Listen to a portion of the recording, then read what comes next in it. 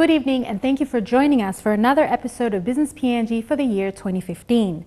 The United Nations Development Programme and the Kumul Foundation, with support from the Australian government, recently launched an exciting new business plan competition in Papua New Guinea called the Kumul Game Changers Initiative.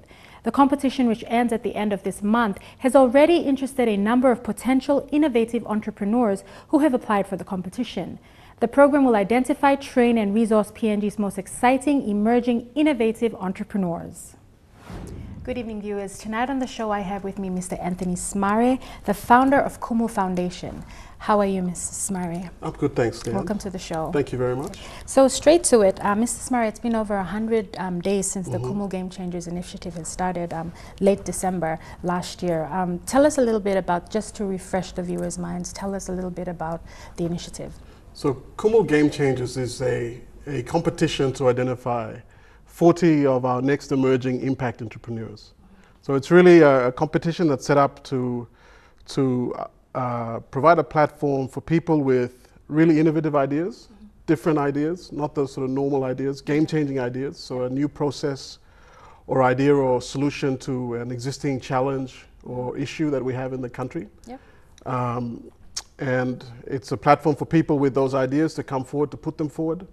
And then when we identify the best 40 people, we will bring them into Port Moresby, we'll train them, we'll resource them, we'll give them an opportunity to raise funding, and basically give them resources to make that idea a reality and therefore impact our country and also change the lives of those entrepreneurs. Okay.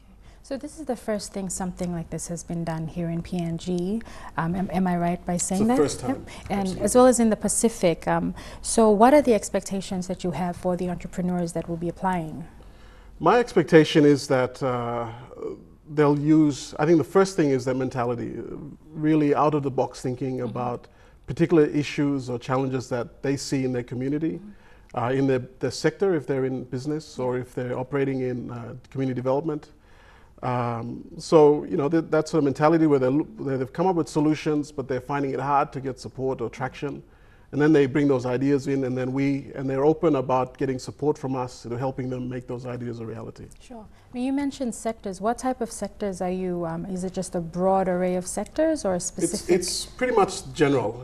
There are a couple of impact sectors that we're focusing on. There are things like clean energy, environment, agriculture, those sectors, but it's pretty much an open field. Any idea that's unique and that also addresses a very real problem in the country today, we will look at. Okay. So tell us a little bit about these ideas. Are they just business oriented? Can they be, you know, just tell us a little bit about the ideas. Sure. So because we're very flexible, there's obviously scope for business ideas to be put forward, and we're getting a lot of business ideas. Yeah.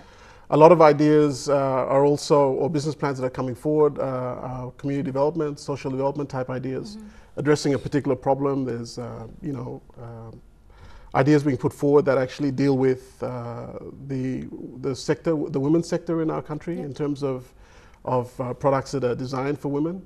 There are agriculture ideas, there are ideas around ICT, around mobile phones and using mobile phones, because it's exploded in our country. Yeah. You know, we've got 2 million mobile phone users now.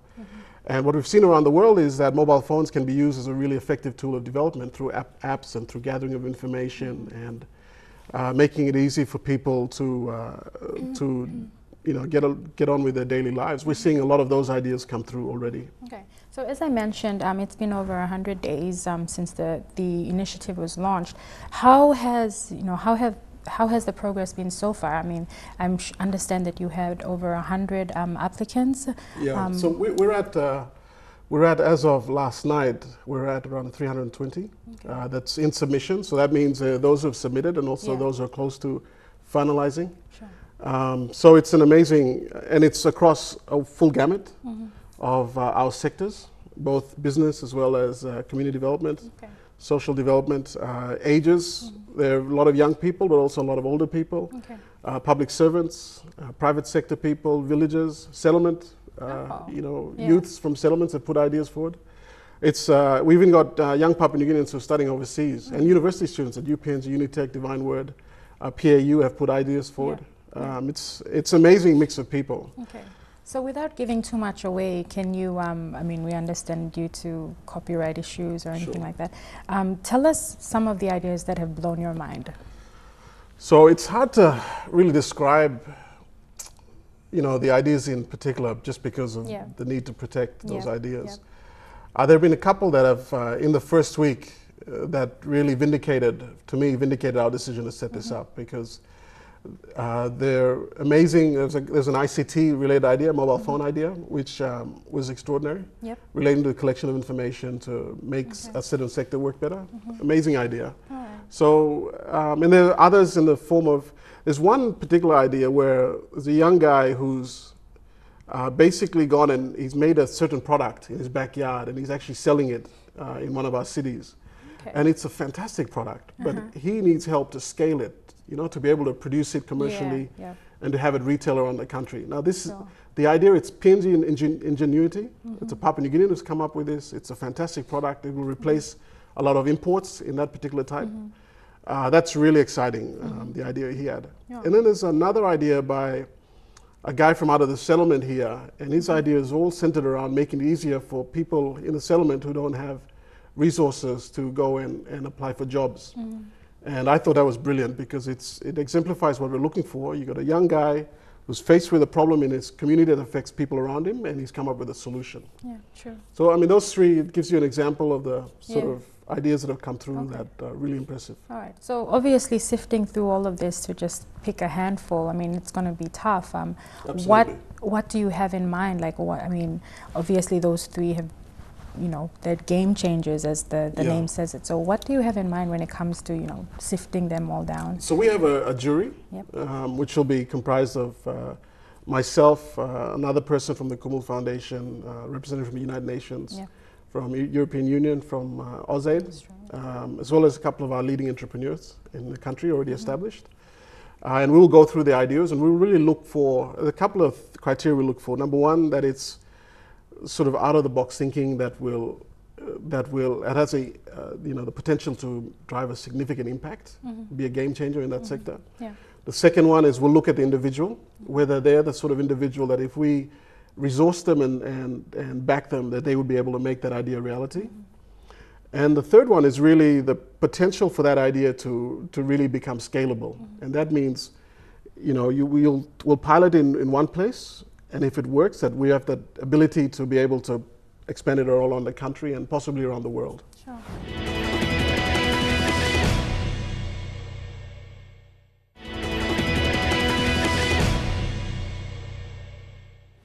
Okay, so I understand that you're bringing in some specialists from you know, Silicon Valley and other places around the world. Tell us a little bit about that. What do the applicants have in store for them? So we, in our country, there's a lot of the thinking is very conventional about entrepreneurship. People look at entrepreneurship as, you know, PMVs and trade stores and, you know, these things, which are already extremely competitive. It's very hard when you want to set up that business to go in and actually succeed, because you put a PMV on the road, there's already 1,000 other PMVs. So we don't have anything that actually, any sort of training regime or facility in this country that actually encourages people to think about those new products, where you can define the market, you can define your price and your margin, and you can control the market. So the Silicon Valley guy we're bringing out, his name is Henrik Scheel. And Henrik is a very famous startup trainer. He's an entrepreneur. His wife, he and his wife are recognized as one of the, you know, power couples in Silicon Valley, because she's regarded as one of the top 30 under 30 in Silicon Valley. And so he's going to come and do specific training about how to look at a problem, how to come up with an idea, how to develop the prototype, how to then you know, test it on the market, how to scale it, how to implement it, how to market it, how to raise finance. And this is general, not just ICT related? This is everything. So any idea. So he's done it in 35 countries. He's trained, you know, companies like Lego and NASA and those things. So he's going to come and he's going to do it for our 40, which is first time it's been done in the Pacific. He's amazing. So he's going to do that in April. We're also then, we also have the participation of Earl Valencia. So Earl is a colleague of mine from the World Economic Forum, and Earl runs a program like ours, which is very successful in Philippines. He started it, called Idea Space. So he's also going to come in and assist us. And by the time The conference happens in May. We'll have a range of other international speakers and entrepreneurs who will also come in and mentor and provide input to the 40. All right, that sounds interesting. Back to eligibility. Tell us a little bit about that. I mean, there's a lot of applicants that are yet to apply who are probably watching this for the first time. Yes. In terms of registered business, do they already have to be registered at IPA, or are these fresh? So you can be an existing business, or you can be an aspiring entrepreneur with no business. You can be a university student, you can be employed, you can be unemployed. There's no bar to your entry, and you can put more than one idea if you have more than one idea. All the applications are online through our website, which is www.kumulgamechangers.com. And so it's all online because it's easier for us to assess and judge everybody if it's online and electronic. The format for it is also online. So you just have to go through, by answering questions, you're actually filling out a business plan and a description of your idea. What I suggest is for people who apply, take your time to actually do a very thorough answers to these questions, because that's the only way that we will be able to assess you. If you put as much as you can, more detailed information, if you show that you've actually done work, that you have studied your market, you've studied the problem, that you've actually thought about how it could be implemented, how you build your team, that gives us a better understanding of your qualities and why we should also invest in you as an individual. But people have put in a number of, you can do 1, you can do 2, you can do 3 applications, you can do applications in different sectors. My suggestion to people who are putting multiple is always start with your first one and give it the most effort to make it look really good, because it's the idea, but it's also in the individual. Okay, all right. So before we wrap things up, tell us a little bit about Kumul Game Changers. I mean, it's such a catchy name. What's the ideology behind that? Okay. I think the first thing is the Kumul Foundation revolves around this ideology of the Kumul, and that is the whole collective. So you, me, all the people in this country, we're all part of a collective, which is the Kumul, the bird of paradise on our flag. And we rise or we fall together. And if our mentality and our philosophy is that if we empower our best and brightest to make them rise the highest, as they rise, they bring the country with it. And they build a better country for ourselves, for our children. That's the Kumul ideology. The Game Changers is a recognition that there's no ecosystem in this country that encourages the best and brightest entrepreneurs with new ideas that can really change our country and move it forward. There's no ecosystem that facilitates them making those ideas reality. So in line with the Kumul ideology, in line with what we've seen around the world where entrepreneurs have driven the development of all these developed countries, governments follow suit, the entrepreneurs always lead. We thought this would be the right platform to give an opportunity for those of our people who have amazing ideas but don't have a means of expressing those ideas right now. This is really that platform to get those ideas, to implement them, make them reality, and change our lives and change our country. This is going to be a 5-year program, at least. And with this 40, I think these 40 are going to start a wave. It'll be amazing.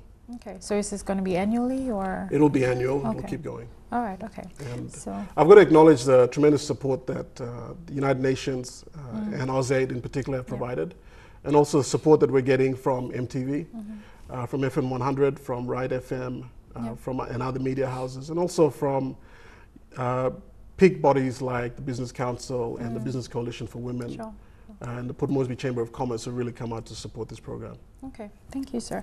Do you have any final comments, Anthony, before we wrap things up? I guess my final comment is really to those entrepreneurs, those young people, or those older people out there who've had an amazing idea they've been thinking about for a long time and have wondered, how do I implement this? How do I get support? I know this idea I have could change the lives of my community and my customers and could change my life and my family's.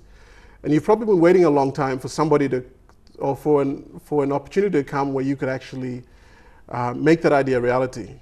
My message to you is, this is your opportunity. We've come out and we've set up a program, a stage for you to come out and really seize this opportunity. And the commitment we make to you is that we will be there to support you if we bring you into the 40, and we will be with you there every step that you take to make this idea a reality. I think it's a wonderful opportunity, and it's really for those people who have that idea and that yearning to really make a difference in their own lives. This Kumul Game Changers is the opportunity for you. And that was Mr. Anthony Smare, founder of Kumul Foundation, here to talk to us about the Kumul Game Changers Initiative. Still to come, a brand new segment of Entrepreneur Engage.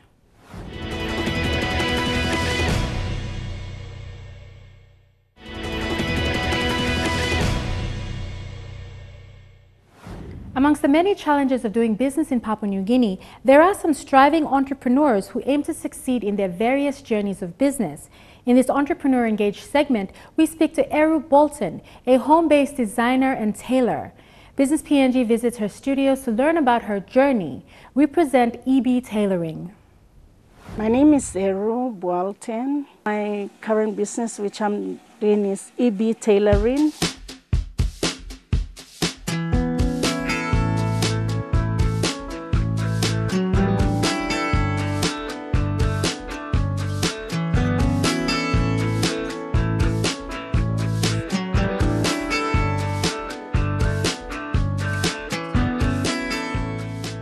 Education ended and my education was in Salvation Army in Koki. I started grade 1 to grade 6 and I couldn't go anywhere.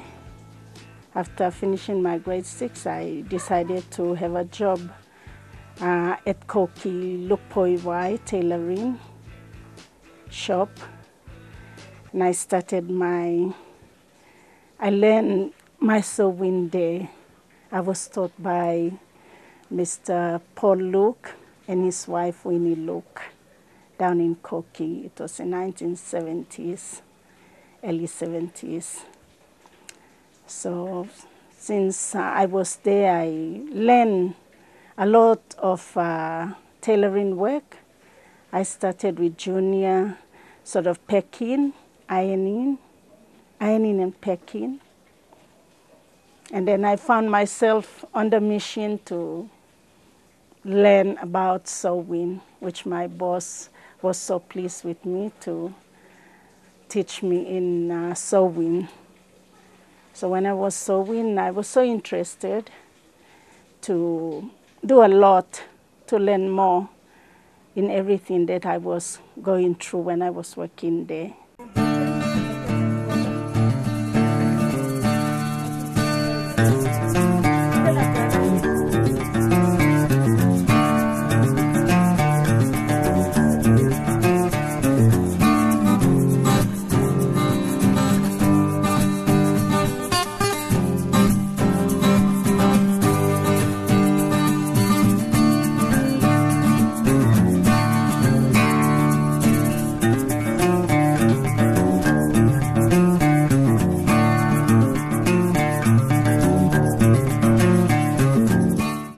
Anything apart from men's shirts and trousers, Zulu, and ladies' evening wear, graduations, and also wedding. I do a lot of wedding for ladies who are really interested to come forward to. Bias for the wedding dress armhole. So I just cut it.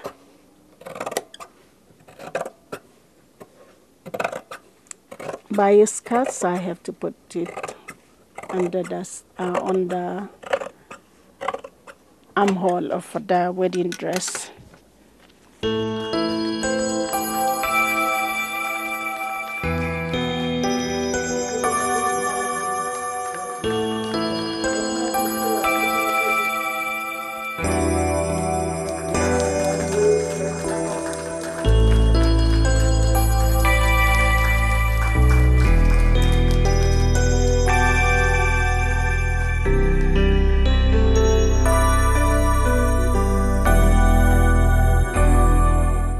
I did some outfit for Governor for East New Britain and member for Teleformin, their suits and their shirts. They open their collar shirts and some long sleeve shirts.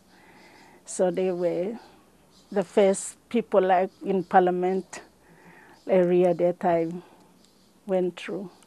I'd like to make some Mary blouse, which I do a lot of Mary blouse, lap skirts, and dresses and skirts, which people want me to take the orders, get the orders, and sew there.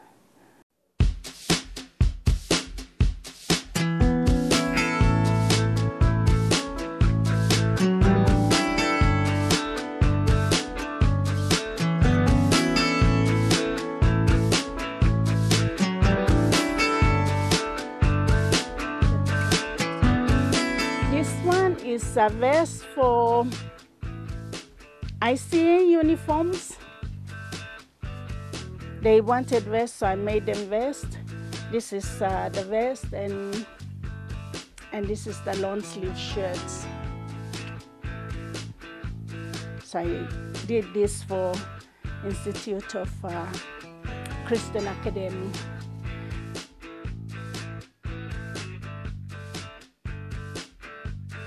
It was an independence color competition. So we decided to go into the competition where they gave us some forms to fill in. So I was one of the women who entered the competition.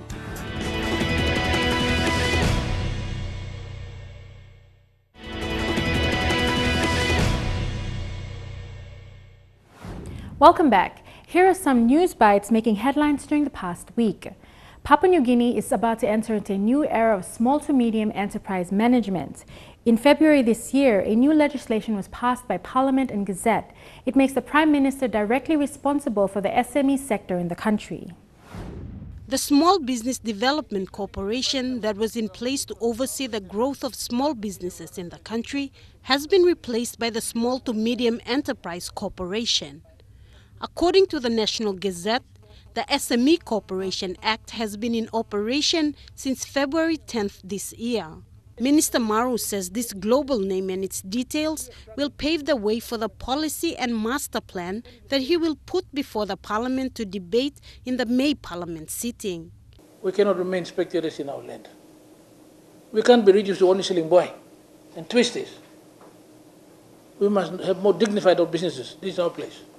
The passing of the act was described as historic, a catalyst, a change maker, and a landmark decision by the minister. One of the priorities of this act will be to revisit and reinstate the reserved business list, which outlines the types of businesses that are reserved for Papua New Guineans. Under this new law, when we bring the reserve list, it will be so comprehensive. You'll have service stations, all the franchise in this country, all of that will be in the reserve list. So no foreigner can come and operate those businesses. Acting Managing Director for the Small Business Development Corporation, Henry Marasembi, says there are a lot of challenges ahead, but these are exciting times for PNG. With this new piece of legislation, it enables the SME Corp to, the activities and all these are more diversified, more